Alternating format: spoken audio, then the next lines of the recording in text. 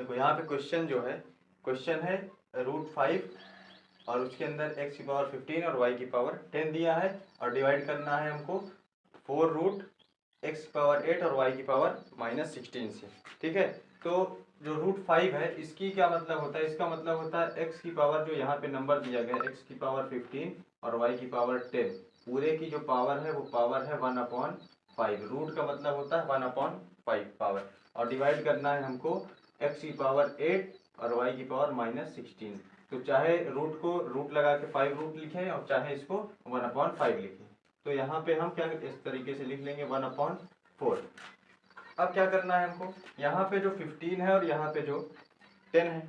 तो 15 का prime factorisation जो होता है वो होता है x की पावर, यहाँ पे हम क्या कर लेंगे 15 को 3 × 5 लिख सकते हैं और y की पावर 10 का मतलब 2 × 5 लिख सकते हैं,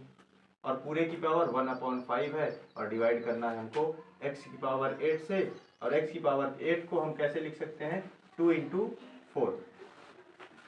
और यहाँ पे y की जो पावर 16 है इसको लिखेंगे हम -4 × 4, और पूरे की जो पावर है वो है 1/4। अब देखेंगे कि यहाँ पर भी 5 है और यहाँ पे y की पावर भी 5 है और x की पावर भी 5 है, तो दोनों की पावर 5 को हम कॉमन ले लेंगे। ठीक है, तो यहाँ पे x की पावर 3 बचेगा, x की पावर 3 है और यहाँ पे y की पावर 2 बचा, और जो 5 है वो दोनों की पावर कॉमन ले लिए, और पूरे की पावर क्या था 1/5 है, तो पावर और पावर मल्टीप्लाई हो जाती है, तो 5 × 1/5 बन गया। यहाँ पे डिवाइड का साइन है लगा देंगे, और यहाँ पे भी देखेंगे तो 4 है और x की पावर भी 4 और y की पावर भी 4, तो दोनों जो 4 है दोनों की पावर, तो 4 को हम क्या कर लेंगे दोनों की पावर को कॉमन ले लेंगे, तो यहाँ पे x की पावर 2 बचा और y की पावर -4 बचा, और पूरे की पावर 4 को हमने कॉमन ले लिया है तो 4 पूरे की पावर बन गया। और यहाँ पे पावर क्या है, पावर और पावर मल्टीप्लाई हो जाती है, पहले से यहाँ पे 1/4 पावर थी, तो यहाँ पे क्या है अभी 5 क्या है नमरेटर और इसका डिनोमिनेटर 1, यहाँ पे 4 नमरेटर इसका डिनोमिनेटर 1, तो 5 और 5 का मल्टीप्लाई 5 होता है, 1 और 1 का मल्टीप्लाई 1 होता है, और यहाँ पे 5 नमरेटर है, यहाँ पे डिनोमिनेटर भी है, तो नमरेटर में 5 से डिवाइड करेंगे तो 1 और डिनोमिनेटर में 5 से डिवाइड करेंगे तो 1, तो यहाँ इसकी पूरी की जो पावर हो जाएगी वो हो जाएगी 1, x की पावर 3 और y की पावर 2 और पूरे की पावर 1, और 1 को हम लिखते नहीं है। ठीक है, और यहाँ पे डिवाइड करना था, अभी इसी तरीके से 4 × 1 = 4 और 4 × 1 = 4, तो पूरे की यहाँ पे x² और y की पावर जो -4 है उस पूरे की पावर 1, तो उसको हम लिखेंगे नहीं। अब करना हमको क्या था, डिवाइड करना था, तो ये नमरेटर रहेगा x³ और y³, यहाँ पे ये नमरेटर है, और फिर डिनोमिनेटर में जो है डिवाइड करने के लिए बोला था, इसलिए यहाँ पे डिनोमिनेटर में x की पावर 2 और y की पावर -4 लिखा जाएगा। उसके बाद हम क्या करेंगे, यहाँ पे